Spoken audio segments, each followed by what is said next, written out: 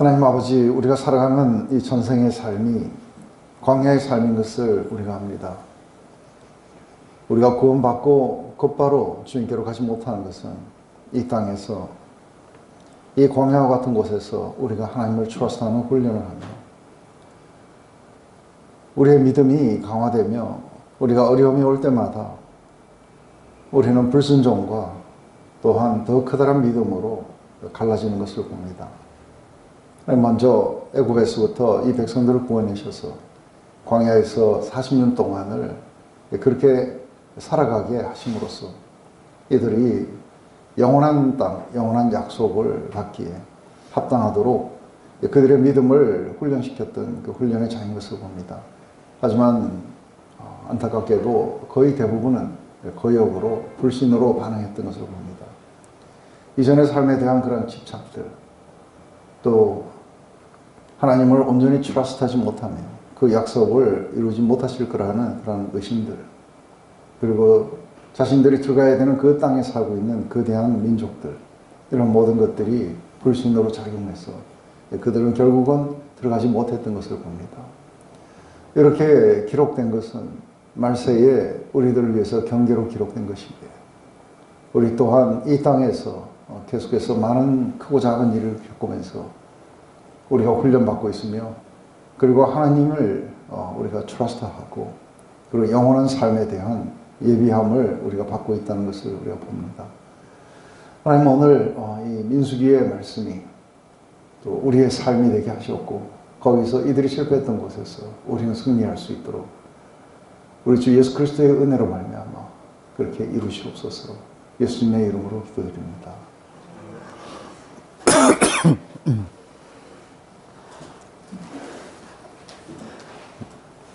네, 오늘 우리 기도 내용에서처럼 사실은 우리가 주님 뵈러 가는 그날까지가 전부 다 우리에게는 이런 광야들입니다. 대체적으로 사람들이 처음 예수님을 만나고 감격에 젖어 있을 때는, 그때는 절대로 우리가 하나님을 불순종하지 않겠다고 생각하기도 하고, 그리고 하나님을 아주 즐겁게 따라가겠다고 그렇게 출발은 그렇게 합니다. 여기 지금 이스라엘 백성들도 10장까지는 보면은 굉장히 활기차게 그리고 희망 가운데서 이들이 출발합니다. 하지만 막상 그들이 약속의 땅으로 향해 가는 그 여정은 그렇게 자기들이 생각했던 것처럼 그렇게 화려하거나 기쁘거나 늘 행복하거나 또 안락한 그런 삶은 아니었어요. 근데 사실은 시내산에서 떠나서 카데스 바네아까지는 12일 거리입니다. 12일에 굉장히 많은 불평들이 일어나고 그것으로 인해서 하나님으로부터 또 징계도 이렇게 받습니다. 하지만 가장 커다란 불순종은 약속의 땅에 지금 올라가서 취해라고 했을 때 장탄군들의 보고, 이것은 아주 치명적이었습니다. 그들은 불신의 보고를 그렇게 믿고 그들은 애굽으로 돌아가려고 이렇게 했습니다. 그 뒤로 끊임없는 불평과 그리고 거역들이 이렇게 일어나게 되면서 이 백성들은 결코 약속이 있다 할지라도 그 안에 들어가지 못했던 것을 봅니다. 그래서 오늘 우리가 아주 불순종의 그 하이라이트가 되는 그 카데스 바네아에서 장탄군 올라갔던 그 이야기까지가 굉장히 중요하게 그렇게 자리하게 될 거라고 봅니다. 그래서 우리 11장부터 20장까지는 아주 불순종에 관한 그 이야기들이 집중적으로 나옵니다. 그래서 이게 벌써 출애굽기에 출애굽하면서부터 이렇게 썸물이다, 아니면은 뭐 물이 없다, 뭐 양식이 없다 이러면서 지속적으로 이렇게 불평해 왔었습니다. 여기서도 동일하게 이들은 광야를 걸어갈 때 이런 불평들을 하게 되고, 그리고 하나님은 군사적 패배나 아니면 어떤 재앙을 통해 가지고 이들을 갖다가 잘못 반응하고 있다고 알려주십니다. 끊임없이 이들에게 긍휼과 용서의 사인을 보내셨지만 거의 대부분은 이들이 거역의 방식을 이렇게 택하게 됩니다. 그래서 우리가 간단하게 좀 이렇게 보면은 제일 먼저 이렇게 일반적인 어려움, 삶이 이렇게 생각했던 거하고 달라서 그랬는지 일반적인 그런 어려움에 대해서 불평을 합니다. 그리고 11장 뒷부분에 가면은 이게 이제 만나에 대해서 이렇게 불평을 하게 됩니다. 그리고 12장에 가면은 이제 모세가 이렇게 구스 여자를 취했다고 또 아론과 미리암이 이렇게 불평을 하게 됩니다. 그리고 아주 이제 결정적인 건 13장에 올라가서 땅을 치하라 했을 때에 정탐꾼들의 불신, 그것과 함께 14장에는 하나님의 이렇게 징벌이 있고 15장에는 약속의 땅에 들어갔을 때에 지켜야 되는 법들이 이렇게 게시되면서 여전히 16장에, 17장에 가면은 이 고라 자손들의 이 반역이 또 일어나게 됩니다. 그러면서 마지막 그 모세가 머리바에서 이렇게 반석을 2번 때렸던 그걸로 모세도 못 들어가게 됩니다. 뿐만 아니라 이 불신은 이렇게 계속되었고 에돔 땅을 돌아가야 된다고 불평하고 마지막에는 이제 바알볼에 구속된 사건들. 이 이야기는 굉장히 아주 이렇게 길게 나옵니다. 그래서 모압 평지까지 가는 그 길에 상당히 많은 이렇게 불신들이 일어나는 것을 봅니다. 그래서 우리가 이 하나하나를 갖다가 우리가 지켜보면서 이것에 대한 이렇게 본질이 뭘까 이런 걸 좀 더 이렇게 볼 필요가 있다고 봅니다. 그래서 이 모든 것도 우리가 그리스도인들이 겪는 믿음의 여정하고 상당히 비슷합니다. 고난이 오고 어려움이 오면은 사람들이 이렇게 둘로 갈라집니다. 하나는 전적으로 그 하나님을 의존해서 두려움이 사라지고 그리고 하나님의 영원하신 팔에 이렇게 안겨서 기쁨을 누리기도 하고 또 한 사람은 원망과 불평을 내려놓고 그 하나님의 약속에 대한 어떤 회의들, 불신으로 나아가는 사람들, 이 두 종류가 있습니다. 그래서 이 현재 잠시 당하는 이러한 그 고난 때문에 하나님의 인도하심도 거절하게 되고 그리고 하나님의 백성에 대해서 백성으로부터 이제 떨어져 나가고 제외되게 됩니다. 이게 이제 일반적인 그 이야기인데 여기 보면 별 이유 없이 원망했다 그래요. 여기 11장에 첫 출발하자마자 백성이 여호와의 들으시기에 악한 말로 원망하네 그래요. 여호와께서 들으시고 이 진 끝을 갖다가 이렇게 불로 사려서 이것을 이름을 갖다가 다베라라 했다 해갖고 끌린다는 이야기죠. 또 한 가지는 이스라엘 중에 섞여 사는 무리가 탐욕을 품고 이게 부채질을 합니다. 그래서 이스라엘 중에 섞여 사는 무리가 누군가 했을 때 애굽에서 같이 나왔던 사람들도 있고 또 미디안 사람들 가운데 이렇게 섞인 사람들도 있습니다. 그래서 이 사람들은 히브리 사람들은 아닌데 지금 이 행진에 함께 같이 참여하고 있는 이방 사람들입니다. 그래서 이 사람들을 우리가 시편에서 보면 아사수비라고 이야기합니다. 그래서 이들이 이렇게 탐욕을 품고 했던 것은 대단한 건 아닙니다. 애굽에 있을 때 값없이 생선과 우회와 수박과 부추와 파와 마늘들을 먹은 것이 생각나는 것들입니다. 이제는 정력이 쇠해가지고 만나 외에 아무것도 보이는 게 없다 하고 이제 이 만나에 대한 불평들이 일어나게 됩니다. 그래서 지금 하나는 일반적인 불평이고 하나는 만나에 대한 불평입니다. 그래서 시내산에서 하나님과 언약의 관계를 맺고 그리고 약속에 들어가는 이 광야의 여정들 이 속에서 우리가 이제 계속해서 믿음의 선한 싸움들을 싸우고 이 믿음을 지키는 것이 상당히 관건입니다. 그래서 우리 사도 바울도 디모데후서에 보면은 내 달려갈 길 다 달려가고 내 선한 싸움 다 싸우고 내 믿음을 지켰으니 그래서 이제는 자신이 하나님이 약속하신 그런 영원한 삶에 자기가 들어가게 될 거라고 이야기하는 것이죠. 근데 이 광야가 사실은 우리에게는 우연하게 찾아오는 일들 같지만 하나님의 그 사랑하는 자 또 그 뜻대로 부르심을 입은 모든 자들에게는 이것이 하나의 훈련의 장으로 우리에게 이렇게 오게 됩니다. 그 속에서 우리가 두려워하고 우리가 하나님을 의뢰하고 하는 이런 것들이 필요한데 이게 이제 왜 이게 그렇게 중요한 것인가? 이게 우리가 크리스천의 삶에서 이게 왜 그렇게 중요한 것인가를 생각해 볼 때 제일 첫 번째로 이 모든 사건들은 어디로 돌아가야 된다고 보냐면 창세기 3장으로 돌아가야 돼요. 창세기 3장에 가면은 하나님의 그런 계획이 지연이 되고 그리고 인류가 하나님의 의도하신 대로 그렇게 하나님의 영광을 반영하지 못하고 그리고 이들이 이렇게 심하게 죽음으로 파괴되어 갔던 그 원인이 어디냐면 하나님을 트러스트하지 않았어요. 그리고 하나님을 디펜던하지 않았던 거죠. 그래서 이게 역행이 되려면은 우리 인간들에게 하나님의 약속을 갖다가 우리가 트러스트하고 또 모든 것에 하나님을 디펜던하는 게 상당히 중요한데 이게 왜 충돌이 일어나냐면 우리의 죄성이라는 것은 우리의 자율성입니다. 하나님 없이 우리가 스스로 살아갈 수 있어야 된다 하는 이 자율성과 하나님을 전적으로 의존해야 된다는 이 의존성은 상당히 충돌을 하게 됩니다.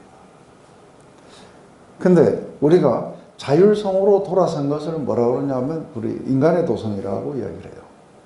인간의 도성은 인간이 본연이 되어서 인간이 모든 것들을 이렇게 해나갈 수 있어야 된다고 보는 거죠. 근데 예수님은 이렇게 광야에서 시험을 받으시고 그리고 공생애를 시작하시면서 제일 먼저 이렇게 산에 오르셔가지고 사람들에게 복음을 전파하실 때 그때에 몇 가지를 쭉 이야기하십니다. 산상수훈에 보면 몇 가지를 이야기하시는데 그 중에 상당히 중요했던 몇 가지는 하나님을 그러니까 우리가 마음이 가난하고 의에 줄이고 우리의 상태를 잘 인식하고 이런 것들이 상당히 중요하고 그리고 하나님 나라는 우리가 어떻게 밖으로 행동하느냐가 아니라 우리의 내면의 마음이 어떠하냐가 상당히 중요하다. 이 이야기 다음으로 나왔던 6장의 거의 대부분의 이야기는 이런 그리스도를 하나님을 어떻게 레디컬하게 디펜던을 하느냐의 문제를 쭉 이야기하고 있어요. 그래서 공중에 나는 새를 보라. 아니면은 참새 2마리가 한 아사리온에 팔리는 게 아니라 이렇게 값어치 없는 것들도 하나님이 너희를 이거 다 허락 없이는 떨어지지 않는다. 근데 하물며 너희일까 보냐. 그래서 우리의 안전의 문제는 하나님을 아주 레디컬하게 디펜더하는 것 이거는 여전히 신약에 우리에게도 지금 적용되고 있어요. 뿐만 아니라 공중에 나는 새와 또 들에 있는 그런 어떤 백합화 이런 것들을 보면서 이것들은 수고도 안 하고 길쌈을 하지 않아더라도 이것들을 하나님께서 다 먹이고 입히시지 않느냐. 그러면서 우리에게 하나님 나라 안에 하나님 나라의 백성들은 어떻게 해야 되느냐 했을 때 하나님 나라의 백성들은 하나님을 아주 레디컬하게 디펜던해야 되는 것이다. 그래서 자신의 안전의 문제, 자신의 어떤 식량의 문제, 의복의 문제, 무엇을 먹을까, 무엇을 입을까 이런 모든 문제들은 그것은 하나님 아버지를 트러스트 해야 된다.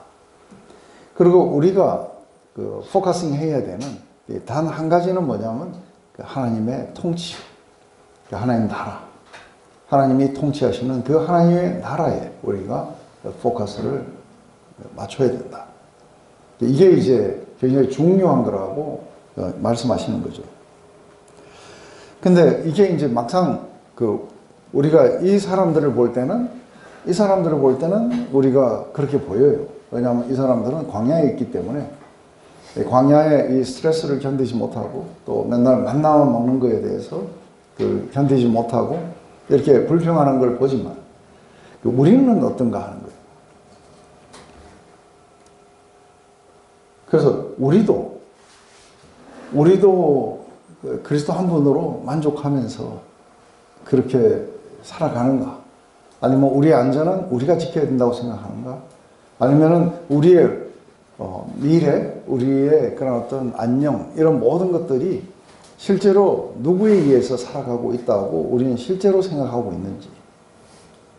이런 것을 갖다가 보면은 지금은 이것이 이렇게 뭔가 이렇게 영적으로 바뀌었어요. 그죠? 눈에 보이지 않는 것들.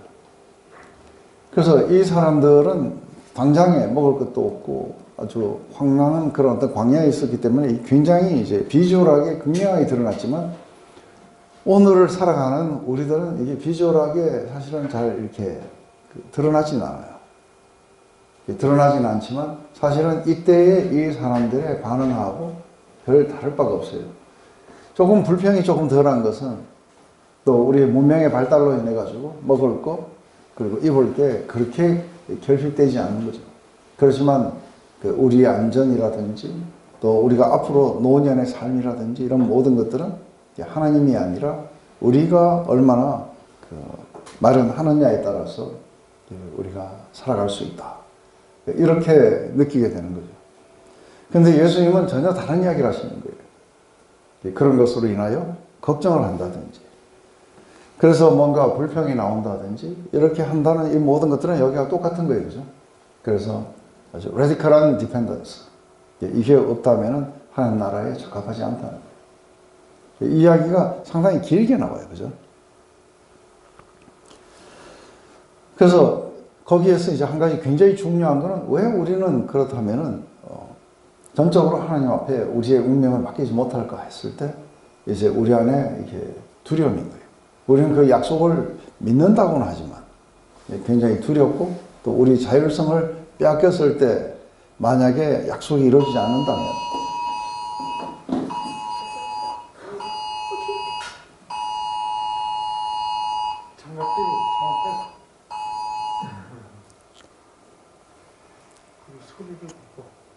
네, 재난 방송이었습니다.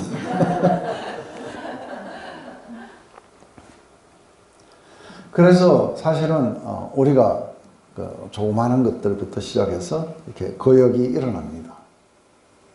그래서 아주 큰 것이 아닌지 모르지만 아주 조그마한 것들. 여기서도 보면 이거 대단한 거역은 아니에요. 근데 아주 조그마한 것들, 이런 것들로부터 불평이 이제 일어나기 시작합니다. 그러다가 이제 점점 지도자에 대한 거역도 일어나고 가장 심한 거역은 마지막 하나님 나라를 들어가지 못하게끔 하는 그런 어떤 거역들이 일어나게 됩니다. 그래서 이 민수기의 상당히 중심에는 이렇게 가데스 바네아에서 약속의 땅을 들어가지 않았던 이것이 이 책의 중심에 있고 그리고는 첫 세대가 이게 전부 죽음으로 향해 가고 있다는 것이 이게 20장까지의 이야기들로 이렇게 구성이 됩니다. 만나에 대한 불평 이렇게 했을 때에 사실은 이 만나를 먹이신 이야기하고 요한복음의 6장에 보면은 예수님은 5,000명을 먹이신 이야기, 오병이어의 기적과 이 만나 이야기를 이렇게 병행해가지고 이야기를 합니다. 그래서 둘 다 공통적인 건 뭐냐면 하늘에서 내린 떡으로 사람들이 죽지 않고 이렇게 생명을 얻어 살아갈 수 있도록 하늘에서 내린 떡들이었어요. 그래서 우리가 매일매일 우리가 영적인 삶, 이게 이제 거기에서는 이렇게 우리가 육체적인 삶이었어요. 그죠? 그래서 실제로 하늘에서 온 만나를 먹지 않으면 이렇게 생명을 유지할 수 없었는데 이게 이제 영적으로 와서 우리는 매일매일 예수 그리스도의 그 떡을 갖다가 먹지 않으면 예수님을 먹지 않으면 우리 안에 생명이 없게 된다 하는 이러한 것들로 지금 이야기가 됩니다. 근데 우리는 그 신앙생활마저도 많은 경우에 예수님이 없이도 우리가 이렇게 생활을 할 수 있는 것처럼 그래서 우리는 여러 가지 프로그램들에 이끌리고 또 우리는 세상의 어떤 철학이나 아니면은 그 긍정의 힘이나 이런 어떤 것들로 우리가 신앙생활을 잘 영위할 수 있다고 이렇게 생각할 수 있는 거죠. 그래서 제가 우리 교회에서 이렇게 전하면서 이게 들어와서 한 2년 정도 이렇게 돼 있는 이 사람들 안에 나오는 게 뭐냐면 이게 만나에 대한 불평이에요. 목사님은 맨날 예수님과 십자가 말고 다른 이야기는 없느냐는 거죠. 그러면서 이런 불평을 하는 걸 들어봤어요. 이게 얼마나 이렇게 어리석은 것인지. 그래서 만나에 대한 이런 불평인데 결국은 마지막에 가면은 제가 특별히 목사님들이나 아니면 사역자들에게 가서 이렇게 강의를 하고 나면은 그 사람들이 피드백할 때 결국은 한 말이 그 말이에요. 결국은 예수님이었군요. 결국은 이게 십자가였군요. 그러면서 특별히 이렇게 인텔렉츄얼라이즈 돼가지고 많은 책들을 봤던 사람들, 이런 사람들은 이렇게 우리에게 우리의 삶을 송두리째 이렇게 변화시킬 수 있던 이 복음을 놔두고 엉뚱한 것에 우리가 시선을 돌렸다 하는 그 이야기들을 이렇게 하게 돼요. 그래서 십자가의 메시지를 이렇게 경시하게 돼요. 예수님의 그 십자가의 희생, 사랑 이런 것들을 경시하게 되면서 뭔가 다른 것이 필요하다고 이렇게 이야기하는 것은 우리가 부추나 예나 이거는 옛날에 우리가 아주 이렇게 임박했던 것들이에요. 그래서 뭔가 우리는 우리의 그 노력을 따라서 뭔가 그 여러 가지 그 영적인 체험도 하고 또 우리가 이렇게 어떤 좋은 어떤 설교를 듣고 이렇게 하면은 우리가 잘하지 않을까 착각하게 되는 거죠. 결국은 그래서 자기들의 가장 뿌리였던 자기 삶을 갖다 송두리째 바꿀 수 있었던 그 십자가의 메시지를 사실은 이렇게 버리게 돼요. 이게 이제 예수님의 이야기 그리고 광야에서의 이 이야기 두 개가 똑같은 것이라고 이렇게 이야기할 수 있는 것이죠. 그래서 예수님이 나를 먹지 않으면 너희들에게 생명이 없다 하니까 그거 가지고 논쟁을 하다가 우리 조상들은 광야에서 이렇게 떡을 먹었다. 그러면서 예수님을 따라온 그 사람들에게 너희가 나를 온 것은 참된 생명을 얻기 위해서가 아니라 너희들이 떡을 먹고 배불렀기 때문에 왔다. 그렇지만 내가 한 이 말들은 그런 어떤 육체적인 이야기를 하는 게 아니라 내가 하는 말은 영이고 생명에 관한 이야기다. 그래서 이들이 영적으로 그것을 이해해야 된다고 이야기해 주는 거죠. 그래서 예수님을 먹는 것, 예수님의 그런 어떤 희생적 사랑 이것을 갖다가 우리가 매일매일 먹지 않으면 그렇다면 우리에게 영적인 생명이 없을 것이라고 이야기하는 거죠. 이게 이제 사실은 우리가 은총의 선물이에요. 하나님의 은혜의 선물로 이 백성들에게 매일 내려오는 그 선물 이것을 갖다가 이제 경시하기 시작해요. 그래서 우리가 율법주의라든지 이런 어떤 세상 철학에 빠진다든지 여러 가지 어떤 이상한 프랙티스들을 한다든지 이런 것들이 왜 이게 상당히 중요하냐면 이 사건하고 똑같은 거예요. 왜냐하면 너희가 그렇게 한다면 할례를 받는다. 너희는 그리스도에게서 떨어지고 또 은혜에서 멀어지게 될 것이다. 근데 이게 이제 굉장히 중요한 이게 메시지인데도 불구하고 이들은 사실은 그리스도에게서 떨어지는 그 일들을 많은 교회들이 한다는 거예요. 그것 때문에 지금 이렇게 편지를 쓰겠죠. 그 중에서 아주 굉장히 중요한 부분은 이런 십자가의 메시지는 어디 가버리고 없고 666이라든지 뭐 종말이 어떻다든지 이런 거에 빠져가고 가버린 사람들도 상당 숫자들이 있다는 걸 이렇게 보게 됩니다. 결국은 그들에게 생명을 주는 그 생명의 떡을 거부하는 것이겠죠. 이러한 불평은 상당히 이제 아주 거셌어요. 그러자 이제 모세는 더 이상의 어떤 자기 혼자서 이 스태를 막을 수 없다고 보고 땅에 엎드리고 하나님 앞에 나가서 호소하는 데까지 이르게 돼요. 그래서 시편 18편은 바로 이들의 이런 만행들 이런 것에 불구하고 하나님은 얼마나 끝까지 이들에게 사랑을 표현해 주셨는지 이렇게 그래서 우리도 한번 우리의 삶을 이렇게 뒤돌아보면서 이 만나의 사건 이야기를 가지고 우리도 한번 뒤돌아보면서 우리도 우리의 신앙생활 속에서 우리를 갖다가 이렇게 근간이 됐고 우리 신앙의 뿌리가 되었던 그 만나를 우리는 경시 여기지 않았는가. 여기서 한 가지 나오는 것은 원망과 불평이라는 이 두 가지예요. 원망과 불평은 어디서 나오는가 했을 때 자기가 원하는 것을 얻지 못했기 때문에 그래요. 그래서 궁극적으로 이것은 탐심에서부터 나와요. 탐심은 우상 숭배라고 이야기하는 이유가 이 탐심은 하나님으로부터 우리를 멀어지게 만들기 때문에 그런 거죠.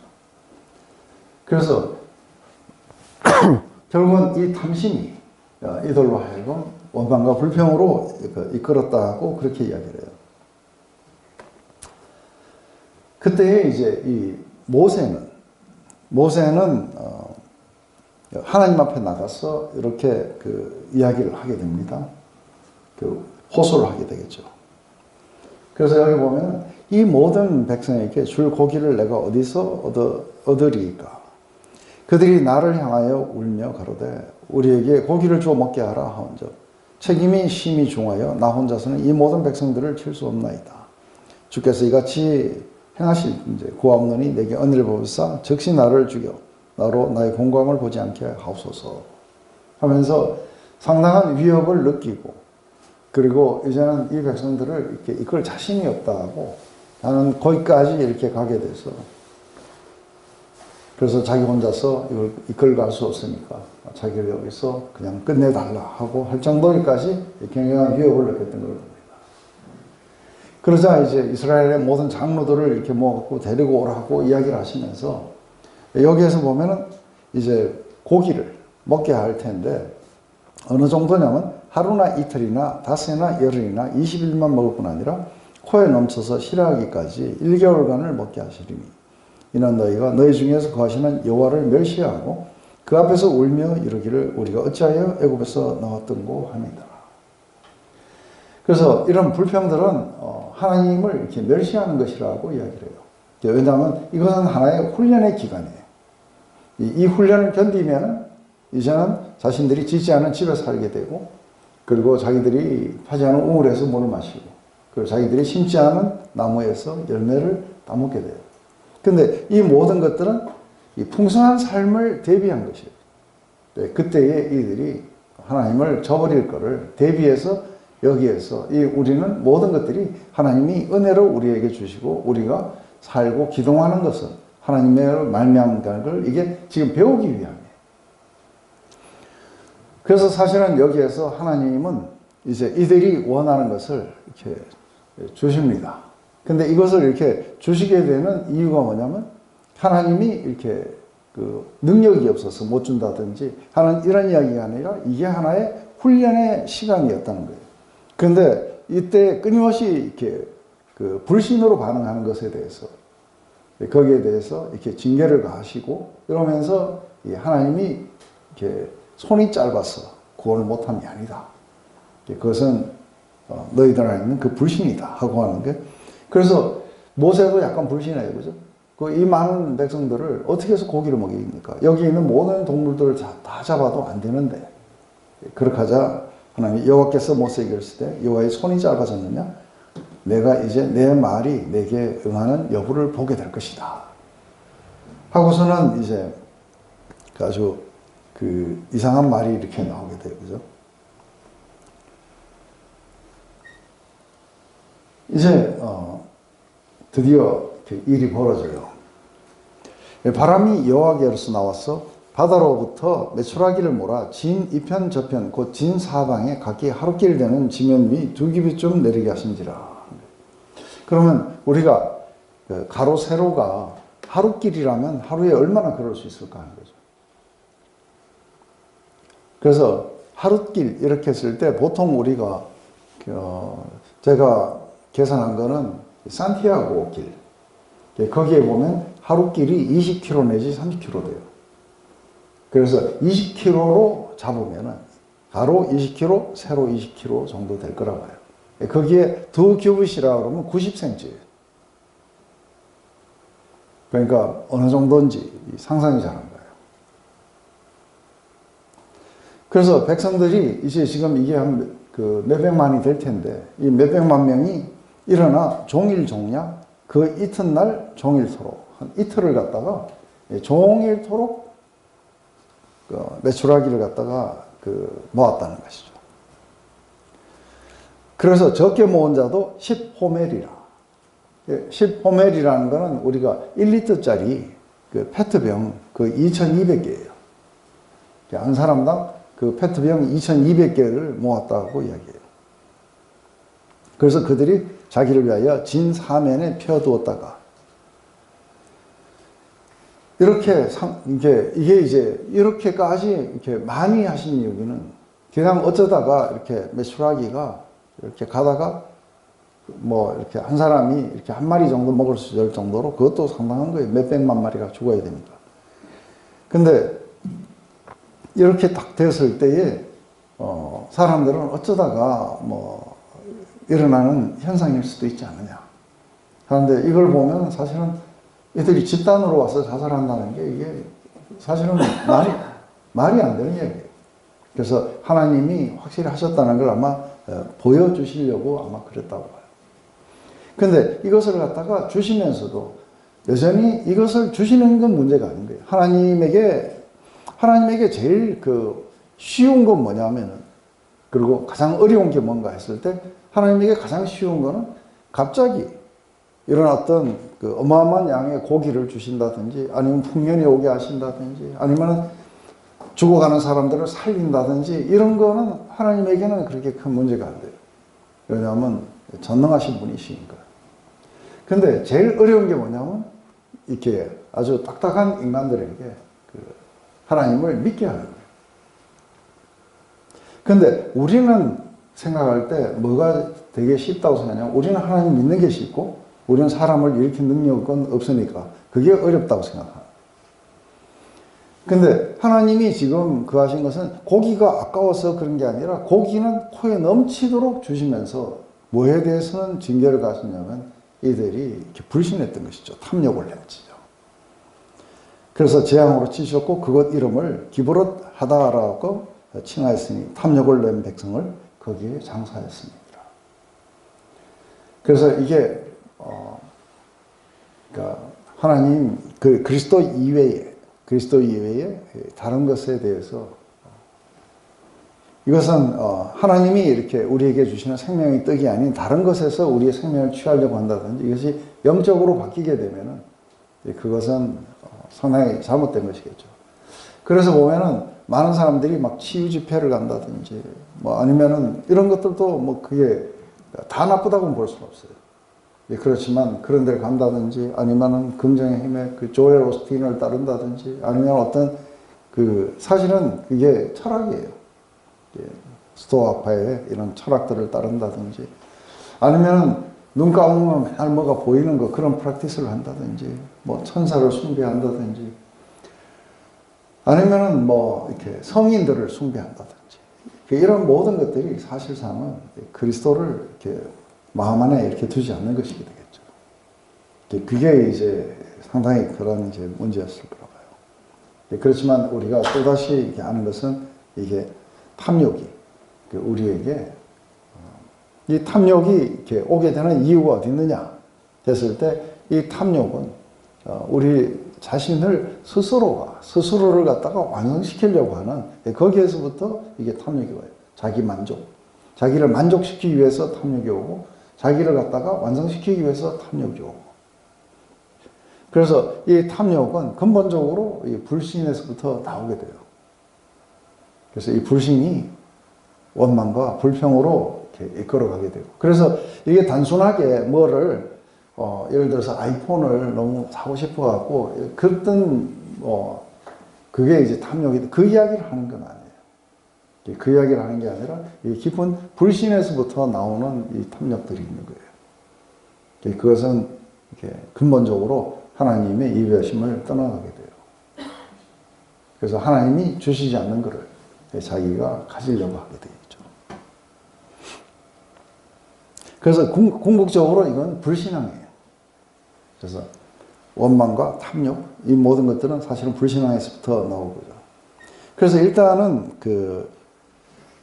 이러한 탐욕이 생기고 또 불신앙이기 때문에 현실의 문제를 상당히 부정적으로 봐요. 범사에 하나님의 주권적인 역사를 인정하지 않게 돼요. 이게 지금 그렇지만 사실 우리가 막상 어떤 고난 가운데 들어갔을 때 우리가 훈련받고 있다고 생각하기는 참 쉽진 않아요. 그죠? 그리고 이 모든 것들이 하나님이 우리를 훈련시켜줘서 마지막 거기에 합당한 자들로 만들어 간다고 감사하거나 기뻐하거나 잘 그러진 않아요. 이게 우리들의 이렇게 현 주소일 수도 있겠죠. 그래서 믿음 없는 모세를 향해서는, 그러니까 손이 짧았느냐 하는 이야기는 뭐냐면 내가 능력이 없어서 못하겠느냐 하고 그렇게 얘기해요. 근데 지금 모세는 지금 이 허벌판에서 이게 뭐 200만이 훨씬 더 넘는 이 사람들을 어디서 고기를 한 달 동안 먹일 수 있는 고기가 어디서 나오느냐 하고 했을 때, 이성적으로 생각했을 때는 모세 이야기가 맞아요. 근데 하나님은 모세를 또 이야기하시는 거죠. 내가 능력이 없어서 이걸 못한다고 생각하느냐. 그것도 불신이에요. 그죠? 내가 능력이 없어서 이런 걸 못한다고 생각하느냐.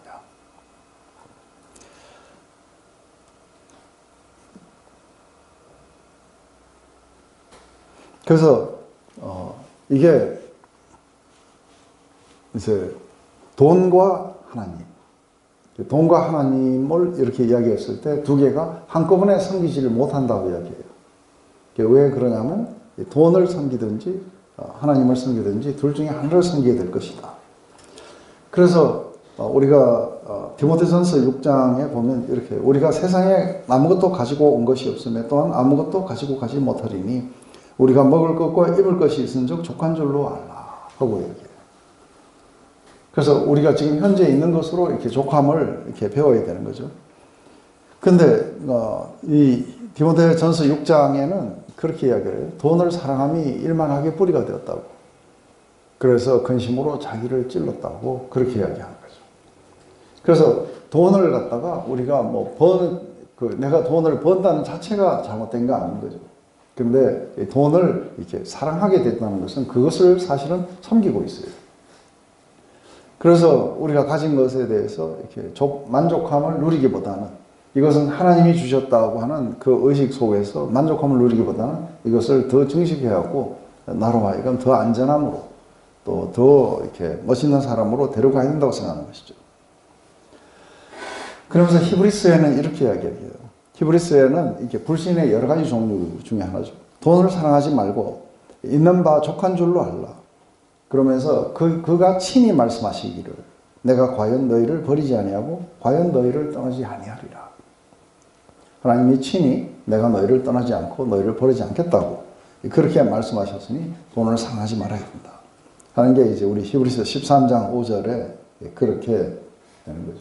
그래서 우리가 탐심과 자족하는 삶, 이 탐심과 자족하는 사람이라는 건 이거 뭐냐면, 탐심은 어디서부터 나오느냐면 이렇게 자기가 자기를 갖다가 만족시키려고 하는 데서부터 나오게 되고, 자족하는 사람은 하나님이 주신 것이 최선이라는 믿음에서부터 나와요. 근데 우리가 내게 능력 주시는 자 안에서 내가 모든 것을 할 수 있다 하는 것은 이게 구함에도 비남에도 내가 처할 수 있다는, 이게 이제 우리 빌립보서 우리 4장 13절에 내게 능력 주신 자 안에서 내가 비남에도 처하고 부함에도 처할 수 있는 일체의 비결을 내가 배웠다. 그래서 늘 자족하고 살 수 있는 비결을 이렇게 배우는데, 여기에도 하나님의 그런 어떤 능력이 필요했던 것을 봅니다. 그래서 그 능력을 따라서 이렇게 할 수 있다. 그래서 지금 우리에게 상당히 다가오는 문제가 뭔지를 갖다가 이렇게 시편 이사야서는 이렇게 이야기해요. 하나님의 손이 짧았고 원치 못함이 아니요 귀가 둔하여 듣지 못함이 아니라 오직 너희 죄악이 너희와 하나님 사이를 내었고 너희 죄가 그 얼굴을 가려서 듣지 않게 하려 하십니다. 그래서 우리의 불신들, 이게 하나님과 우리 사이를 갖다가 이렇게 갈라놓았다는 거죠. 그래서 우리가 그리스도를 갖다가 믿게 되고, 그리고 하나님의 그 뜻 가운데 우리가 들어가게 되면은 이제 하나님이 우리의 죄를 제거해 주시고, 그래서 우리를 들으신다는 그 이야기는 이제 역으로 보면 그런 거죠. 그런데 그렇게 하지 않는 이유가 어디냐면 바로 우리 안에 있는 이 불신들, 이 죄 때문에 그렇게 되지 않으신다고 한 것이죠. 그래서 그분의 손이 짧아서 구원을 못함이 아니라고 그렇게 이야기를 하게 되죠.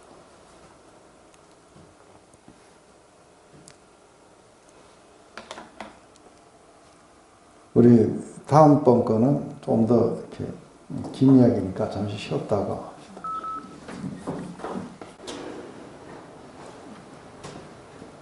이제 두 가지예요.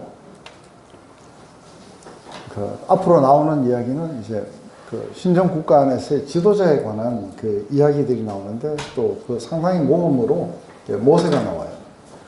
그래서 제일 먼저 이제 무슨 일이 있었느냐 했을 때 지도자들을 이렇게 불렀는 거예요. 이렇게 불러가지고 하나님의 그 영이 이들에게 이렇게 임하게 되자 그러자 갑자기 모두가 다 예언을 하기 시작한 거예요. 근데 회중으로 나왔는 이 엘더들은 예언을 하다가 그쳤는데 두 사람이 이렇게 그 만나로 불평하다가 그 하나님에게 징벌받은 거에 대해서 굉장히 불만을 품고 이렇게 진에 남아 있었는데 이 사람들에게도 이게 영이 임해갖고 예언을 하는 거예요. 그래서 진에 남아서 저 사람들이 예언을 하더라 하니까 그러니까 어떤 사람이 와서 리포트를 하고 또 눈의 아들 그 여호수아가 가서 주여 이 예언하는 걸 그치게 하소서 하니까 이제 모세가 그 이야기를 하는 거예요. 어떻게 네가 나로 인해서 이렇게 쉬게 하느냐 하면서 나는 모든 사람들이 다 선지자가 되기를 원한다 하면서 지금 이제 이 이야기를 해주고 있는 거예요. 근데 이것과 함께 우리가 또 이렇게 보게 되는 것은 뭐냐면 이제 곧바로 요거하고 이렇게 연결되어 나오는 이야기가 모세가 이렇게 구스 여자를 취해가지고 아론과 미리암이 여기에 대해서 이렇게 대적하는 얘기가 나와요. 그래서 이게 구스 여자라고 하면은 이게 이디오피아 여자예요. 그래서 흑인 여자였을 텐데 아마 시보라가 이렇게 죽었거나 뭐 이렇게 해서 다시 세장가를 갔는지 어쨌든 좌우지간 이디오피아 여자를 이렇게 취하게 돼요. 그러자 이제 그 이디오피아 여자를 취했다고 지금 두 사람이 비방을 했는 거는 단순하게 이디오피아 여자를 취했다고 비방하는 건 아니에요. 핵심이 어디 있는가 했을 때 이 핵심이 아까 조금 전에 있었던 그 사건하고 동일해요. 그 사건하고 동일한 게 뭐냐면 이제 모세가 구스 여자를 취하였더니 그 구스 여자를 취하였으므로 미리암과 아론이 모세를 비방하니라. 그들이 이르되 여호와께서 모세와만 말씀하셨느냐 우리와도 말씀하시지 아니하시냐 하며 여호와께서 이 말씀을 들으셨더라. 그래서 모세는 온유함이 지면의 모든 사람보다 선하더라. 그래서 지금 이렇게 구스 여자를 취했으면은 왜 구스 여자를 취했느냐고 이걸 가지고 계속해서 이렇게 해야 되는데 이것을 빌미로 해가지고 하나님이 모세에게만 말씀하시느냐 우리에게도 말씀하시지 않느냐. 그래 실제로 아론과 미리암은 누나고 형이에요.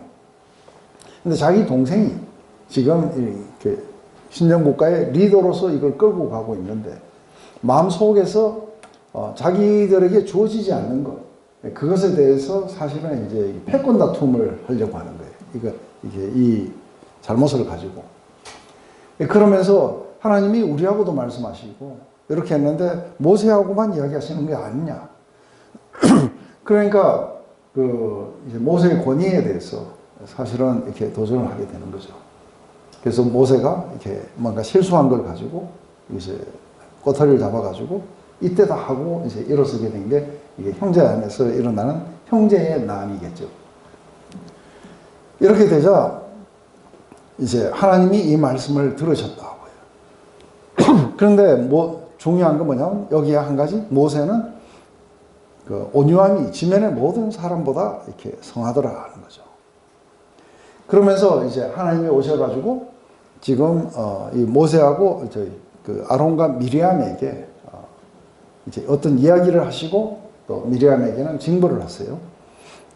그래서 뭐라고 이야기하시냐면 너희 중에 선지자가 있으면 나 여호와가 이상으로 나를 그에게 알리기도 하고 꿈으로도 그에게 말하기도 하거니와 내 종 모세와는 그렇지 아니하니 그는 나의 온 집에 충성됨이라.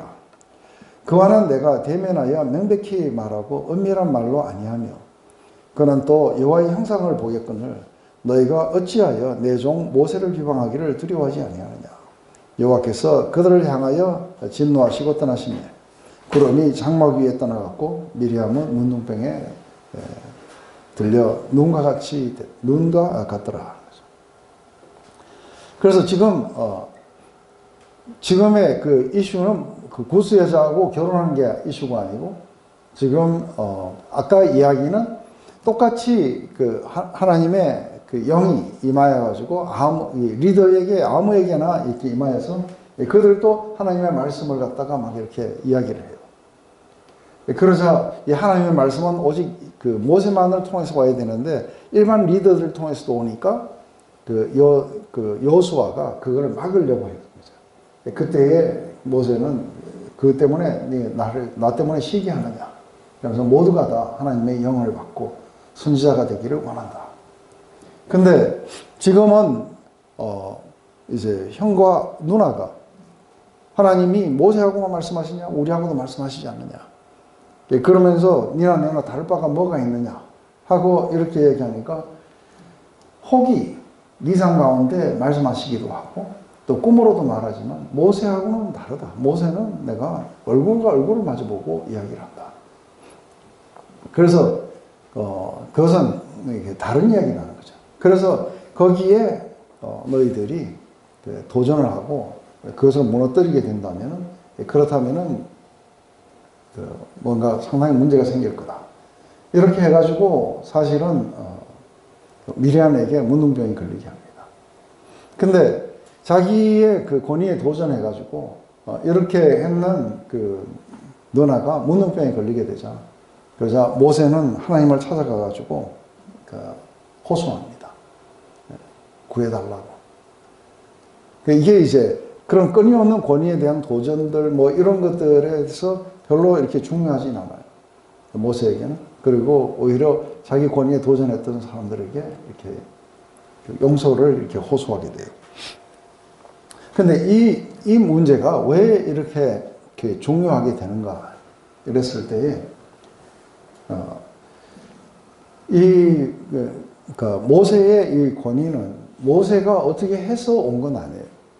근데 지금 이 사람들의 이 직임에 대해서 바라보는 이 생각이 뭐냐면은 전부 다가 하나의 어떤 그 높이로, 위치로 봐요. 위치로 봐가지고 그래서 우리가 이제 이런 것을 이렇게 이야기할 때에 어떤 목사님들은 그 기름 부은 종을 갖다가 거역하고 이렇게 하는 것이 상당히 어떤 그 벌인지 아느냐 하고 이렇게 이야기하는데 그건 잘못 해석한 거예요. 이게 그 높낮이의 이야기가 아닌 거예요. 높낮이의 이야기가. 여기에서 상당히 중요한 거는 우리가 사도 바울의 이야기를 보는 거예요. 사도 바울은 갈라디아서에서 사람으로 말지 않거든. 사람으로부터도 아니고 오직 하나님과 그리고 우리 주 예수 그리스도로 말미암아 사도된 나 바울은 그러면서 사도 바울은 자신의 그 사도직이 하나님께로부터 직접 왔다는 것을 굉장히 변명하고 있어요. 방어하고 있죠. 그래서 갈라디아서에서는 자기의 사도직이 그 하나님께로부터 왔다는 것을 굉장히 이제 강조를 해요. 그것은 내가 너희들보다 이렇게 높다. 하나님이 나를 이렇게 지명하셨으니까 내가 너희들보다 높다 이 이야기가 아닌 거예요. 사도가 왜 그렇게 자기의 사도직에 대해서 방어를 해야 됐느냐 하게 되면은 하나님의 이 말씀이 이 사도를 통해서 전파되는데 사도직이 무너지면 어떻게 돼요? 말씀의 권위도 다 잃어버려요. 그래서 이게 이제 갈라디아 교회에 들어온 이단들은 그러니까 자기들의 주장이 옳다는 것을 증명하기 위해서 어떤 걸 했냐면 그 사도 바울의 사도직에 대해서 의문을 품는 거예요. 그 12제자냐? 아니다. 그렇다면은 예루살렘 교회가 인정했느냐? 그것도 아니고 자칭 사도가 아니냐. 이렇게 해가지고 사도직이 무너지면 그가 전파한 복음도 이게 무너지게 돼 있어요. 그래서 지금 사도가 자기의 사도직을 갖다가 변명하는 이유가 내가 이런 직책이 있는 걸 갖다가 의심하지 말라든지 아니면 내가 이런 직책에 실제로 이건 하나님께서 주셨다는 거 이거를 갖다 방어하려는 게 아니라 이게 하나님의 말씀의 순수성을 방어하기 위해서 자기의 사도직을 간 거예요. 근데 이렇게 이야기했던 사도가 이제 이 사도로서의 권위에 대해서 이야기해요. 내가 너희들을 향해서 권위가 있다는 것에 대해서 아무리 자랑해도 지나치지 않다. 난 너희들에게 분명히 권위를 가진다 하고 이야기를 해요. 근데 왜 이 권위가 자기가 아무리 자랑해도 지나치지 않냐면 이 권위는 사람을 파라고 주신 권위가 아니라 사람을 세우라고 주신 권위예요. 그래서 결국은 이 권위를 가졌다는 건 뭘 말하냐면 이렇게 섬기는 권위인 거예요. 내가 높다는 이야기가 아니고 내 말 무조건 다 따라야 된다는 이야기가 아니라 이게 순수한 하나님의 말씀을 지키고 그리고 그들에게 생명이 일어나도록 섬기라는 이 권위들이라는 거예요. 그래서 이 권위는 높고 낮음의 그런 이야기가 아닌 거죠. 근데 여기에 모세가 보여줬던 또 동일한 거예요. 예를 들어서 뭐 아론과 미리암이 우리도 하나님과 말씀하신다는 거죠. 그래서 모세가 하나님이 이렇게 말씀하셨더만 아니 우리는 이렇게 생각한다 하고 이렇게 해버리면 대혼란이 일어나요. 그래서 하나님은 모세를 통해서 말씀하신다는 것을 확실하게 해요. 그래서 너희들이 아는 것은 부분적인 것이고 내가 나의 모든 뜻을 모세를 통해서 온 백성에게 이야기하시겠다는 그 의미인 거죠. 거기에 도전하게 되면 이 백성들을 이끌어갈 수가 없어요. 굉장히 이제 심각한 문제들인 것이죠. 그렇지만 이게 어떤 위치의 문제가 아니라는 걸 갖다가 이야기할 때에 모두가 다 선지자가 되고 모두가 다 하나님의 영을 받고 하나님의 뜻을 알게 되는 것에 대해서 이렇게 환영해요. 그래서 사도 바울도 모두가 다 성령으로 거듭나게 되기를 이렇게 소망해요. 근데 이걸 하나의 어떤 그 위치로 이야기를 해가지고 내 말 안 들으면 어떻게 되는지 아느냐 이거는 굉장한 어뷰즈예요. 그죠? 그래서 이게 왜 이런 게 생겼는가 하고 권위에 대한 이런 것들이 왜 생겼는가 했을 때 사실은 세상적 그 관점에서 이렇게 들어오게 되는 거죠. 근데 특별히 장로교가 이게 좀 더 이렇게 심해요. 장로교가 이게 조금 더 이렇게 심한 이유가 사실은 이게 장로교의 이 시작이 존 칼빈으로부터 시작이 되고 그리고 이게 존 칼빈이 제네바 시장이에요. 그래서 이게 신학자가 제네바의 시장도 하고 이랬었어요. 그러다 보니까 국가와 이 교회가 하나로 이렇게 비슷하기만 돼도 뭐가 생겨요? 세상적 그 권위가 들어와가지고 이 교회가 우리는 예수님이 우리의 왕이세요. 그죠?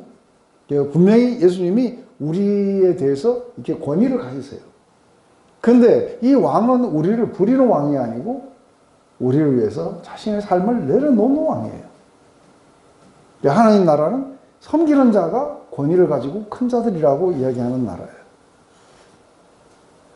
근데 이거를 위치로 이야기를 해버리게 되면 근데 예수님은 오히려 거꾸로 내려오셔서 우리에게 죄인 중에 하나로 헤아림을 받으시고 그리고 친구라고 이렇게 칭하라고 말씀하시는 거죠. 목자인데 양을 위해서 생명을 내어놓는 목자세요. 하나님 나라를 잘못 이해하면 그렇게 되는 거예요. 그래서 자기에게 그 모든 권위가 있고 너희들은 내 말 들어야 된다. 이거는 하나님 나라에 맞지 않는 권위자들이에요. 이 권위를 가졌기 때문에 자신을 내놓으라고 이야기하는 거죠. 근데 중요한 거는 이게 하나님의 말씀이 도전을 받기 시작하고 그 순수성이 훼손될 때는 그러니까 사도 바울은 자신은 만물의 찢기처럼 취급을 받아도 괜찮지만 자기가 전하는 그 복음이 그렇게 되면은 이거는 상당한 문제를 야기하게 돼요. 오늘 이 이슈가 사실은 이제 그런 이슈인 거예요. 그래서 사실은 하나님 나라의 지도자 가운데 하나는 이런 어떤 뭐 누가 다른 사람이 그 말씀을 더 잘 전한다고 시기하거나 뭐 아니면은 내 위치를 위협받는다든지 이런 것은 하나님 나라의 이 지도자들의 덕목이 아닌 거죠. 왜냐하면 우리 주님을 보면은 바로 그러신 분이세요. 그죠? 그래서 자기에게 그 권위에 도전하고 자기를 찌른 자들 향해 아버지여 저들을 용서해달라고. 그래서 이 모세는 오실 그리스도의 타입이에요. 근데 이제 이 모세가 바로 이 온유함이 지면의 모든 사람들보다 이렇게 성하였더라는 이 모습이 이게 뭐냐면 그 지도자로서 분명히 권위를 가지고 있는데, 그런데 이 권위를 갖다가 사용해서 자기 권위 아래 있는 자들을 억압하는 게 아니라 이 권위를 갖다가 사실상 이 파워를 밑에 있는 사람들에게 주게 돼요. 그래서 그들이 뭔가를 할 수 있도록.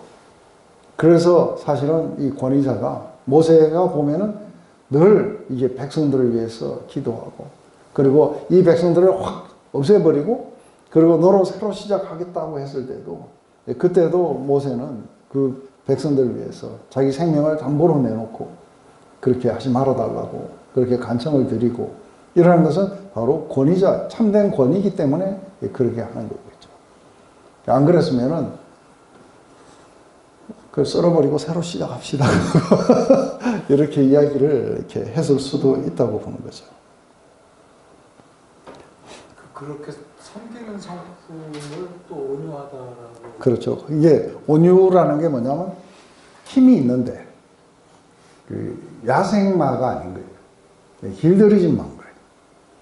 그래서 분명히 힘이 있는데 그게 조절되고 있는 사람들을 온유하다 그런 거죠. 또 한 가지는 뭐냐면 이게 온유라는 그 의미 속에, 히브리 의미 속에 이렇게 고난을 받고 겸비하고 그리고 부드럽게 있다는 그런 뜻이겠죠. 그래서 사람들이 이렇게 비방을 하게 되고, 그런데 이 비방을 하는 자들과 대항해서 맞대가지고 싸우면 안 되는 거예요. 맞받아쳐갖고 싸우면 하나님 나라 안에서 이렇게 이제 좀 리더가 되긴 좀 어렵겠죠. 그죠? 그래서 묵묵하게 현실을 이겨나갈 때에 상당히 중요한 건 뭐냐면 이것도 또한 리더가 배워야 되는 덕목 중에 하나가 하나님을 트러스트 하는 거예요. 하나님 오셔서 해결을 해주시는 거예요. 근데 하나님 오셔서 막 문둥병을 내리신다든지 막 이렇게 했을 때에 그게 자기 권위 아래에 있는 사람들이기 때문에 그것을 갖다가 호소하고 풀어달라고 이렇게 구하기도 하고 이렇게 되겠죠. 이게 이제 상당히 중요한 훈련 가운데 이게 하나라는 게, 처음에 하나님을 이렇게 트러스트 해가는 과정 안에서, 그러니까 이게 아마 저에게는 첫 번째 훈련이었던 것 같아요. 이런 여러 가지 훈련 가운데 첫 번째 훈련인데, 제가 이제 DTS의 그 탑 리더가 되어서 이제 시작하려고 할 때에, 그때 갑자기 이제 그 마타도아들이 돌아다녀요. 그러면서 이렇게 흑색 성전을 하고, 그러면서 지난번 그 인도네시아 선교 갔을 때에 우리 정설기 집사가 막 담배도 피우고 술도 마시고 그랬다.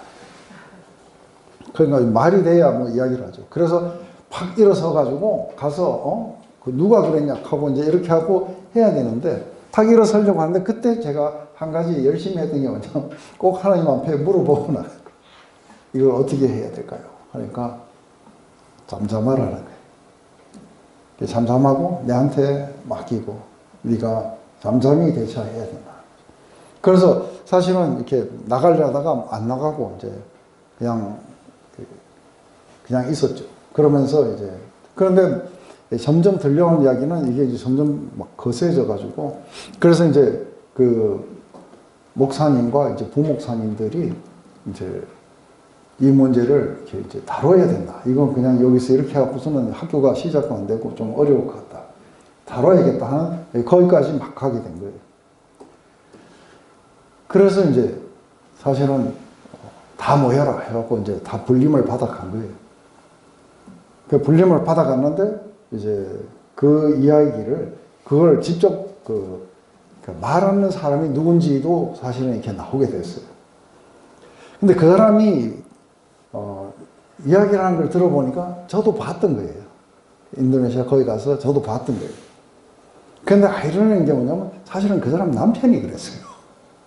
근데 그 사람이 저보다 10살이나 많고 이래가지고 제가 그 밖으로 나가갖고서 걸어가다가 그렇게 하고 있는 걸 보고 제가 팔길을 돌렸었어요.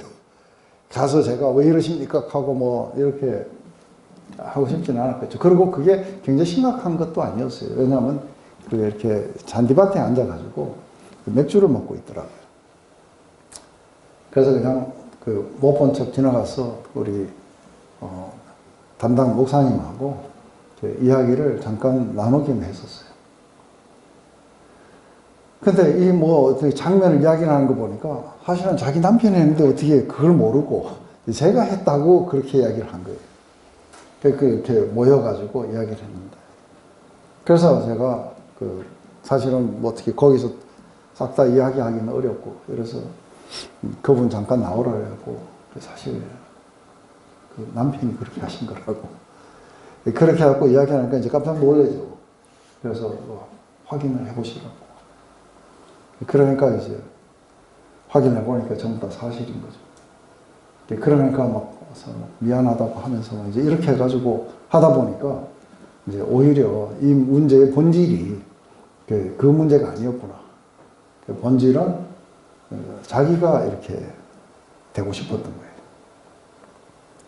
그래서 우리 다시 이렇게 무효화하고, 그리고 담임 목사님이 다시 이렇게 정하도록 이렇게 내어드리자 하고 이제 던져버리고 집에 왔는데 또 이제 저보고 하라고 하셔갖고, 그래서 이렇게 한 해 더 하고 그렇게 갔었어요.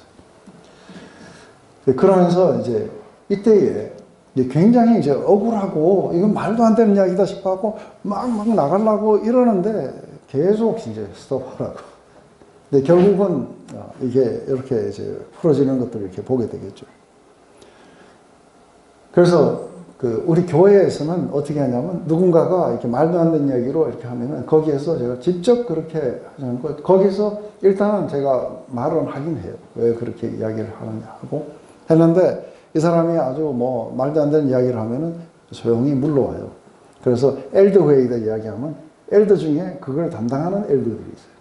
그래서 그 사람들이 처리를 해주고, 저는 직접적으로 이렇게 잘 안 부딪힌 거죠.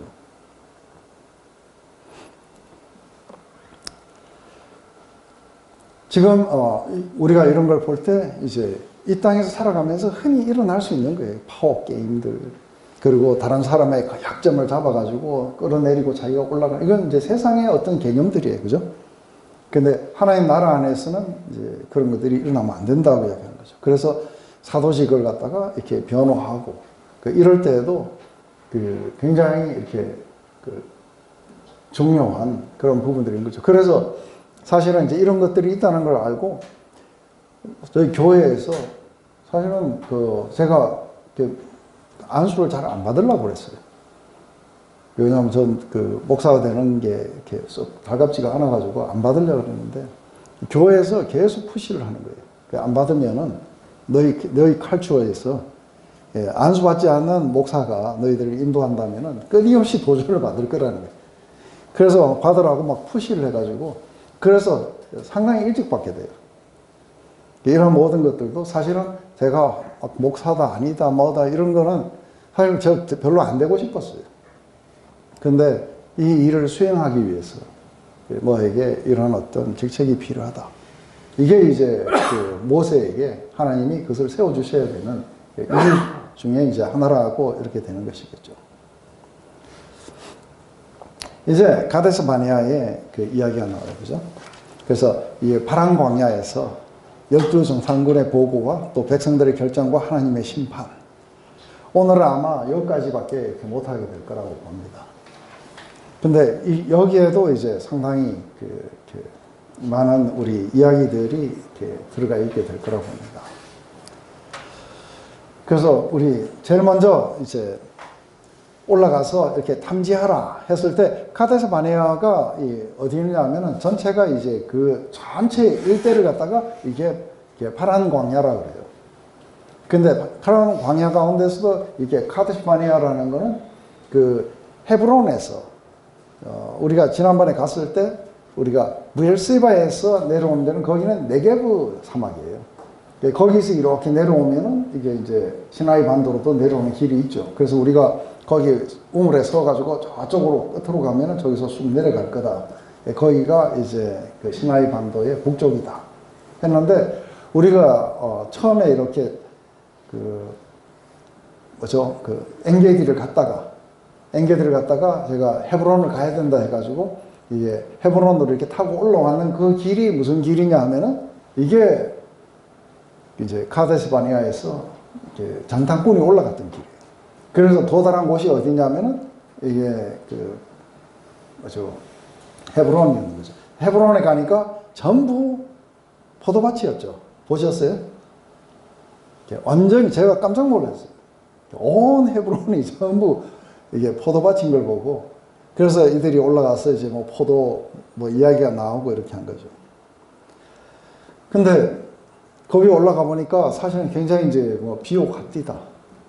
굉장히 비옥한 땅이었고, 그래서 사실은 그 옛날부터 그만큼 비옥했는지 모르지만 왜 저는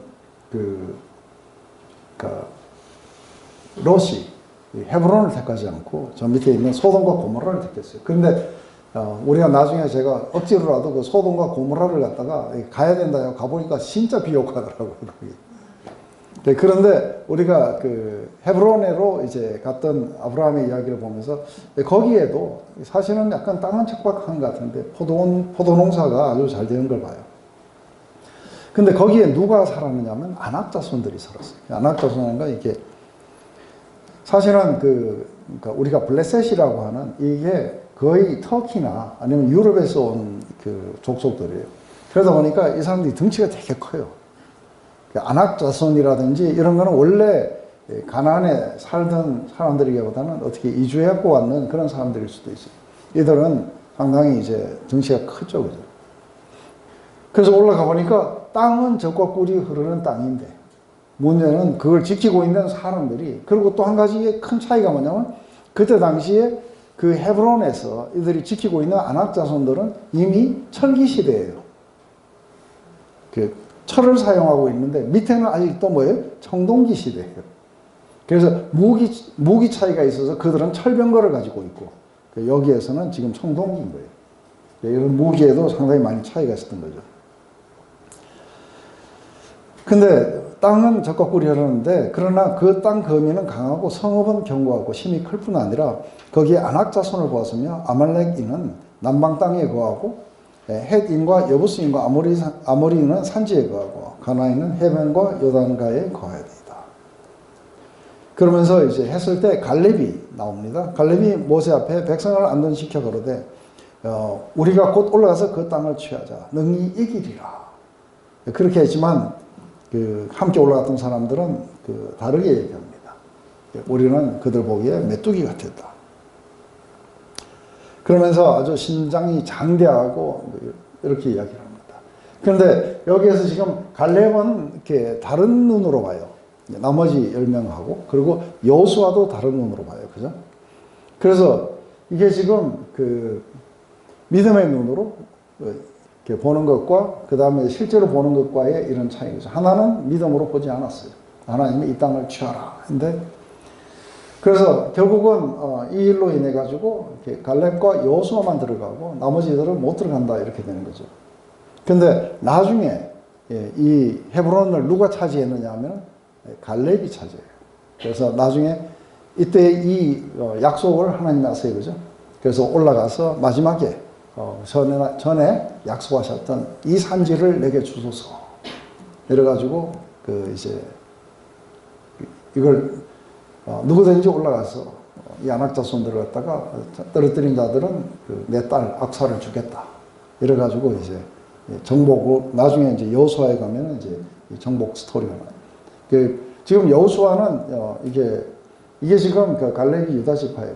그죠? 여호수아는 지금 나라 전체를 했기 때문에 세겜에서 그 이야기들을 하고 이렇게 끝이 나게 되겠죠. 이게 이제 이런 어떤 나머지 10명의 부정적인 리포트를 보고 온 회중이 소리 높여 부르짖으며 밤새도록 백성이 곡하였더라. 이스라엘 자손이 다 모세와 아론을 원망하여 온 회중이 그들에게 이르되 우리가 애굽 땅에서 죽었거나 이 광야에서 죽었다면 좋았을 것을 어찌하여 여호와가 우리를 그 땅으로 인도하여 칼에 망하게 하려 하는고 우리 처자가 사로잡히리니 애굽으로 돌아가는 것이 낫지 아니하랴. 이에 서로 말하되 우리가 한 장관을 세우고 애굽으로 돌아가자 하며 모세와 아론이 이스라엘 자손의 온 회중 앞에 엎드립니다. 엎드렸다는 것은 이제 뭔가 굉장히 저항이 거세고 곧 위협을 받고 있다는 것이죠. 이게 이제 그 불신으로 반응해서 어디로 가냐면 그러니까 하나님 안에 하나님을 트러스트함으로써 이렇게 영원한 안식에 들어가는 것보다는 우리가 우리의 자구체고 그래도 좀 종된 생활이지만 그래도 그리로 돌아가는 게 낫다고 하는 거죠. 그래서 온 회중이 그들을 돌로 치려하는 동시에 여호와의 영광이 회막에서 이스라엘 모든 자손에게 나타납니다. 그래서 여호와가 모세에게 이르되 이 백성이 어느 때까지 나를 멸시하겠느냐. 내가 그들 중에 모든 이적을 행한 것도 생각하지 않고 어느 때까지 나를 믿지 않겠느냐. 내가 전염병으로 그들을 쳐서 말하고 멸하고 너로 그보다 크고 강력한 나라를 이루겠다. 그러면서 이렇게 올라가라 이야기하고 이 땅을 너희들에게 주겠다고 올라가라 했는데 사실은 하나님의 말씀을 안 믿는 게 하나님을 이렇게 멸시한다고 하나님 말씀하십니다. 그래서 언제까지 이들은 멸시하느냐. 지금까지 오면서 얼마나 커다란 이적들을 봤는데 아직도 나를 멸시하느냐. 그러면서 이 백성을 없애버리고 그리고 너로 다시 나라를 시작해야 되겠다. 이제 이렇게 되니까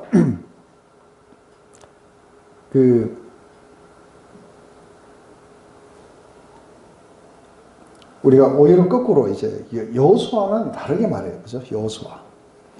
여호수아는 여호와께서 우리를 기뻐하시면 우리를 그 땅으로 인도하여 들이시고 그래서 이게 하나님의 뜻인지 하나님이 기뻐하시는 것인지 그것에 어떤 초점이 있는 거예요. 그래서 여호와께서 기뻐하시면 우리를 들어가게 될 거라는 거죠. 그리고 그 땅을 우리에게 주시리라. 이는 과연 적과 꿀이 흐르는 땅이라 오직 여호와를 거역하지 말라. 또 그 땅 백성을 두려워하지 말라. 그들은 우리의 밥이다. 이러면서 그들의 보호자는 그들에게서 떠났고 여호와는 우리와 함께 하신다.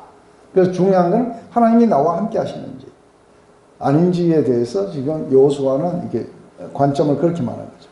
근데 하나님이 약속을 하셨을 때에 제일 먼저 그 출애굽할 때 아말렉을 만나서 전쟁할 때 그때 하나님이 자신을 계시했어요. 여호와 니시 하나님이 군대시라는 거죠. 그래서 앞으로 모든 아말렉 그러니까 너희와 전쟁을 붙는 모든 그 상대를 내가 싸우겠다고 말씀하시죠.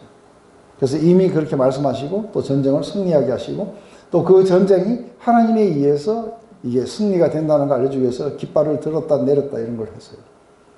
근데 사실은 이제 안 믿는 거죠. 안 믿고 이 전쟁은 우리들의 능력에 달렸다 이렇게 보는 거예요.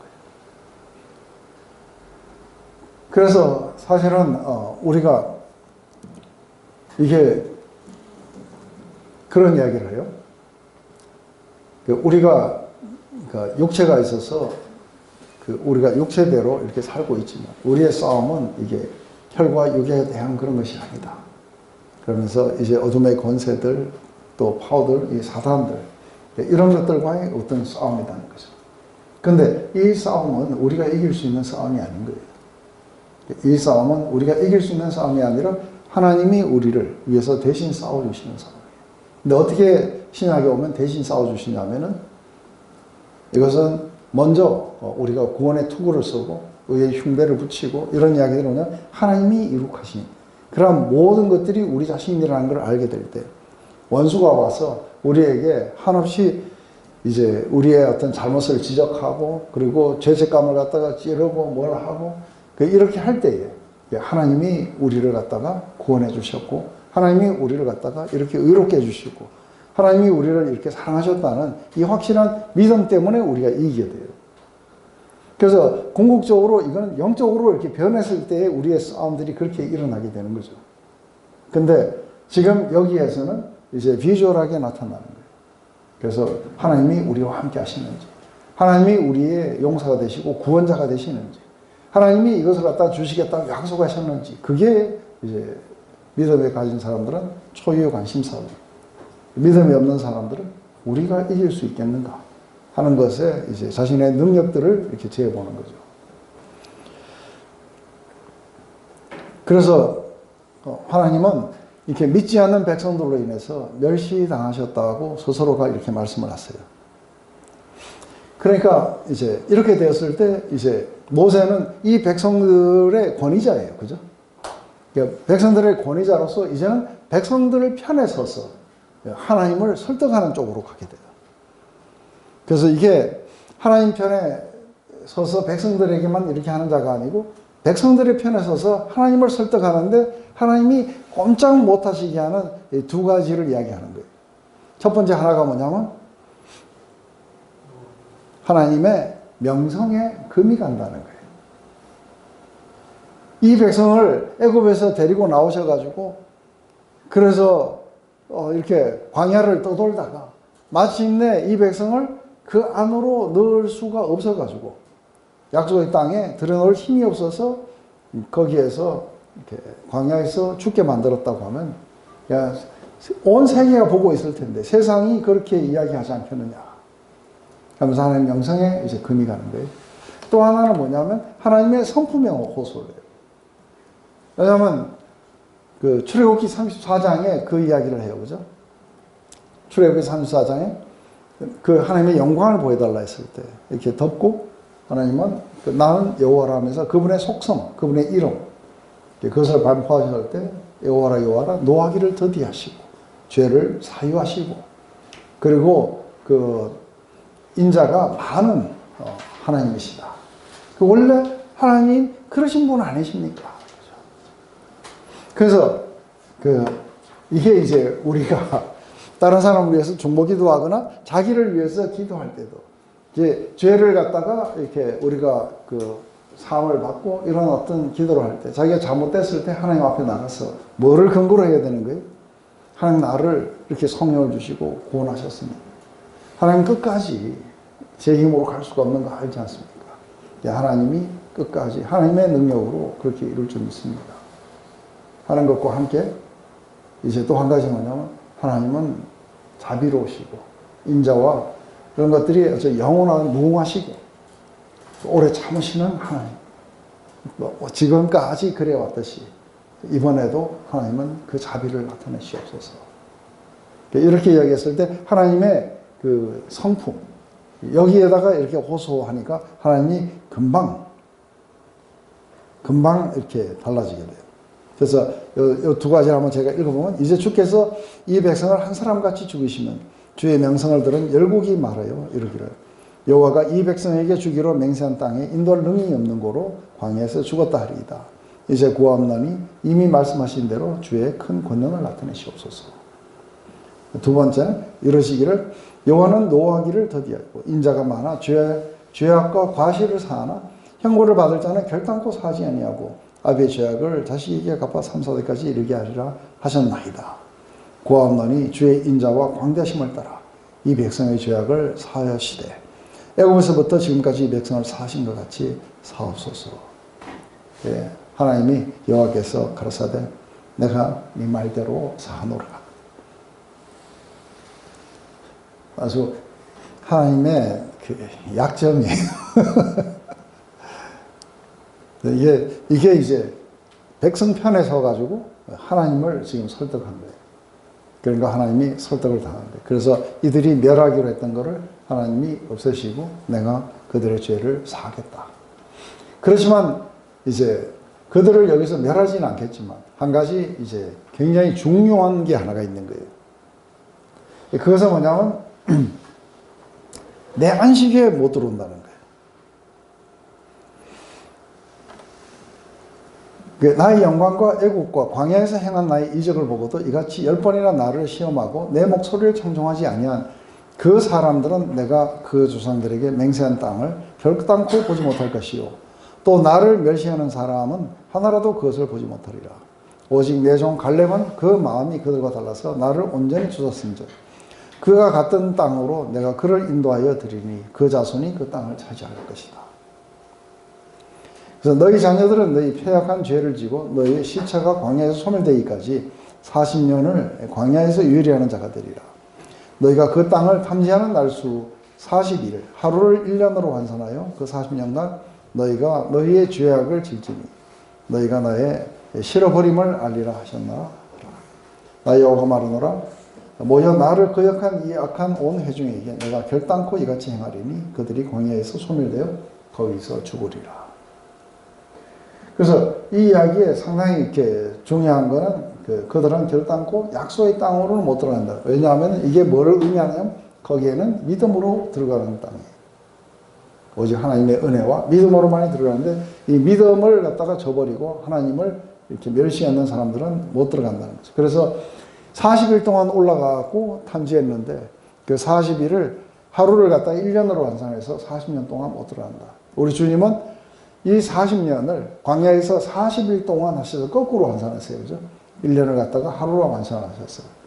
그래서 40일 동안 광야 시험에서 이기신 것이죠.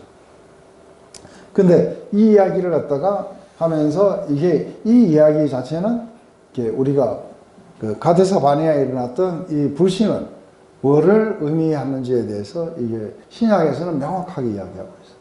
그래서 영적으로 바뀌면 어떤 일이냐 했을 때 히브리서 3장에 이렇게 이야기하는 거예요. 그러므로 성령이 이르신 바와 같이 오늘 너희가 금성을 듣거든 광야에서 시험하던 날에 거역하던 같이 너희 마음을 완고하게 하지 말라. 거기서 너희 열조가 나를 시험하고 증험하고 40년 동안 나의 행사를 보았느니라. 그러므로 내가 이 세대에게 노하여 이르기를 그들이 항상 마음이 미혹되어 내 길을 알지 못하는도다 하였노라.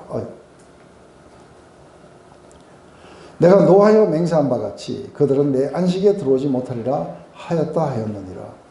형제들아 너희는 삼가 혹 너희 중에 누가 믿지 아니하는 악한 마음을 품어 살아계신 하나님께서 떨어질까 조심할 것이요 오직 오늘이라 일컫는 동안에 매일 피차 권면하여 너희 중에 누구든지 죄의 유혹으로 완고하게 되지 않도록 하라.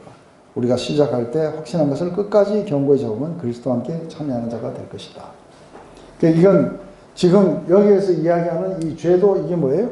죄의 유혹? 이 불신이에요. 그래서 지금 이 이야기는 그러니까 우리가 처음 복음을 듣고 예수 그리스도로 말미암아 우리가 이렇게 의롭게 되고 영원한 삶이 있다는 걸 이걸 끝까지 이렇게 붙잡아야 돼요. 근데 이 히브리서는 지금 예수 그리스도를 부인하고 이렇게 유대교로 넘어가려는 이 사람들에게 경고로 이렇게 썼던 것들이죠. 그래서 이들에게는 그러니까 우리가 이건 거죠. 우리가 약속의 땅에 우리가 들어가게 되는 것, 우리가 천국의 어떤 소망 가운데로 들어가는 이 약속은 우리에게 분명히 있는데, 근데 문제는 뭐냐면 이건 믿음이 있는 자들의 것이지 믿음을 갖다가 잃어버리는 이 불신의 사람들이 그거를 이렇게 가질 수 있다는 건 아니라고 얘기하는 것이죠. 그래서 우리가 처음 들었던 그 복음을 끝까지 붙잡으면 우린 그렇게 될 거라고 하는 게 이게 사도 바울도 그렇고 히브리서 저자도 그렇게 이야기해요. 그러면서 이제 그 성경에 이르시되 오늘 너희가 그 음성을 듣거든 경노하시게 하던 것 같이 너희 마음을 완고하게 하지 말라 하셨으니 경노케 하던 자가 누구냐? 모세를 따라 애굽에서 나온 모든 사람이 아니냐? 또한 하나님이 40년 동안 누구에게 노하셨느냐? 그들의 시체가 광야에 엎드린 범죄한 자들에게 아니냐? 또 하나님이 누구에게 맹세하여 그 안식에 들어오지 못하게 하셨느냐? 곧 순종치 않은 자들에게 아니냐? 이러보건대 그들이 능히 믿지 못함으로 능히 못 들어갔다. 그래서 사실은 우리가 보면은 이 이스라엘 백성들이 뭐 예를 들어서 뭐 살인을 저지르거나 뭐 이상한 짓을 저질러 갖고 못 들어갔다고 이렇게 하지 않아요. 여기서 나오는 죄 이런 모든 것들은 뭐예요? 하나님을 불신했던 것들이에요. 그래서 신약에 오면 똑같이 그대로 불신이 적용되는 거예요. 그러므로 우리는 두려워할지니 그의 안식에 들어갈 약속이 남아있을지라도 너희 중에 혹 이르지 못할 자가 있을까 하니라. 그들과 같이 우리도 복음을 전하는 받은 자이나 들은 바 그 말씀을 그들에게 유익하지 못한 것은 듣는 자가 믿음과 결부시키지 아니함이라. 이미 믿는 우리들은 저 안식에 들어가는도다. 그가 말씀하신 바와 같이 내가 노하여 맹세한 바와 같이 그들이 내 안식에 들어오지 못하리라 하셨다 하셨느니라. 세상을 창조할 때부터 그 일이 이루어졌느니라. 제7일에 관하여 어디엔가는 이렇게 일렀을 때 하나님 제7일에 그 모든 일을 쉬셨다 하셨으며 또다시 거기서 내가 그들이 내 안식에 들어오지 못하리라 하였으니 그러므로 거기에 들어갈 자들이 남아있거니와 복음을 전함을 먼저 받은 자들은 순종치 아니함으로 말미암아 들어가지 못한다.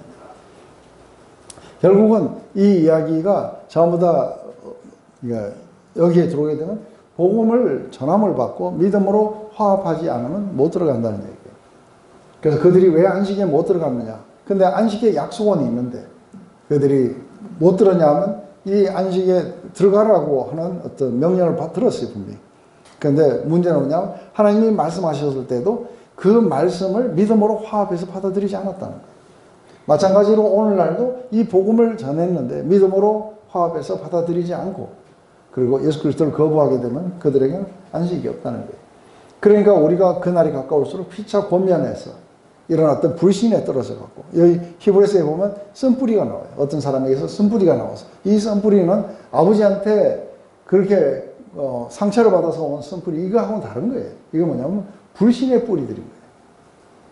그래서 이게 나와서 다른 사람들을 더럽히는데 한 사람이 막 불신으로 나와가지고 이거 보니까 아닌 것 같다든지 막 666 이거 보니까 예수님을 믿어서 그런 게 아니라 지금 뭔가 뭐 바코드가 어쩌고저쩌고 하면서 이러면서 이게 불신의 뿌리가 나오면은 다른 사람들을 그런가 하고 믿음이 약한 자들을 또 이렇게 끌고 가고 해갖고 이게 쓴뿌리가 온데 다 퍼지는 거예요. 그래서 공동체에 상당히 중요한 거 뭐냐면 바로 이런 불신의 뿌리들이 이렇게 자리 잡지 못하도록 서로 피차 권면해서 그래서 우리가 믿는 우리들은 그 안식에 들어가야 된다는 것이죠. 그래서 오늘날 너희가 그 음성을 듣거든. 그 복음의 증거를 듣거든.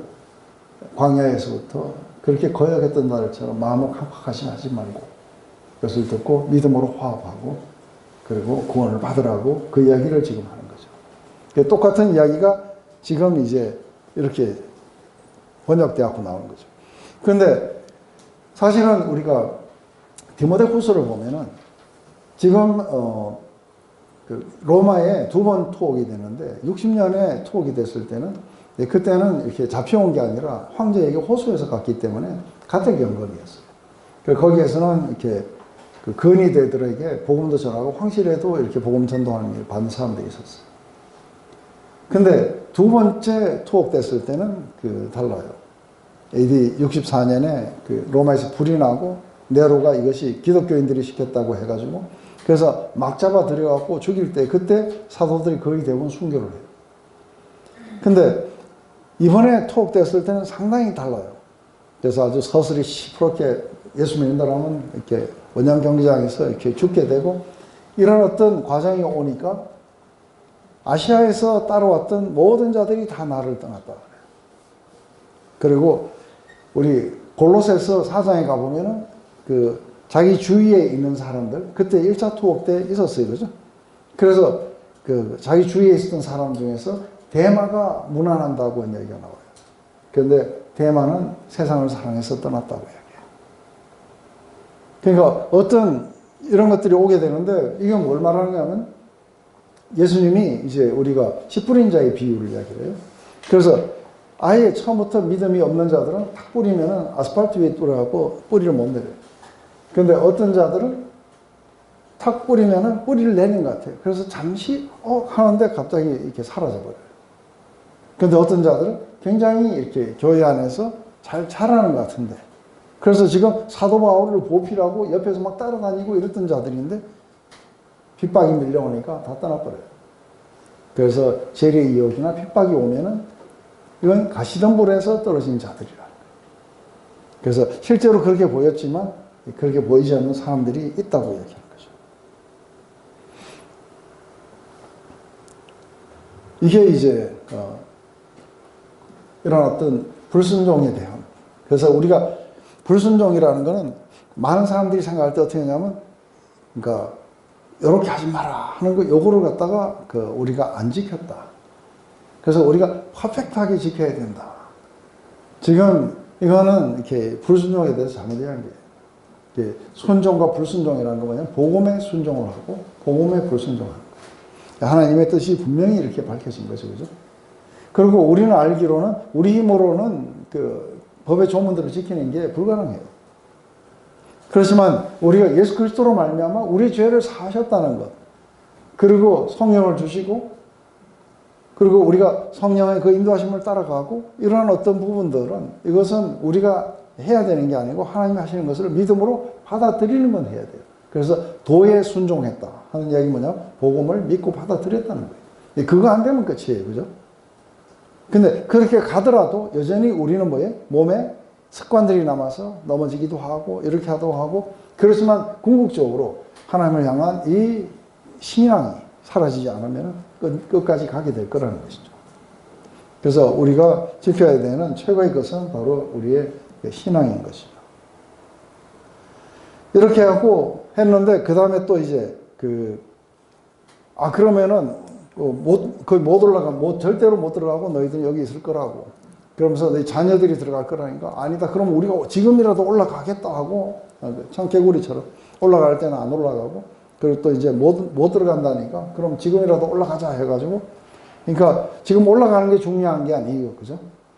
지금 올라가는 게 중요한 게 아니라 하나님이 지금 올라가지 마라 하면 올라가지 말아야 돼요. 근데 이들은 올라가는 거예요. 또 올라가고 패배를 당하고 이렇게 내려오는 거예요. 하나님 말씀을 거꾸로 해요. 그죠? 안 듣고. 그래서 이제 이 실패를 하게 되는데, 이게 이제